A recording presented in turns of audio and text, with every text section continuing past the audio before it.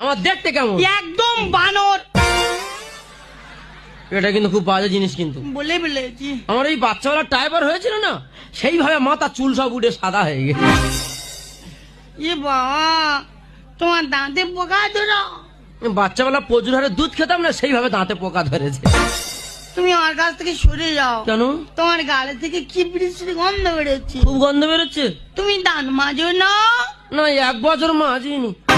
জানো ইচ্ছা করে মাজিনি। সকালে ওঠো গো, ব্রাশ করো গো, এক্সট্রা ঝামেলা, সময় পাই না। সময় হয় না?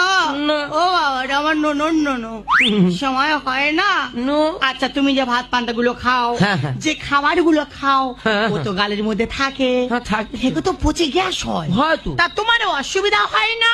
কোনো অসুবিধা নেই, যে যার পথ ধরে সেই তার বেরিয়ে চলে যায়।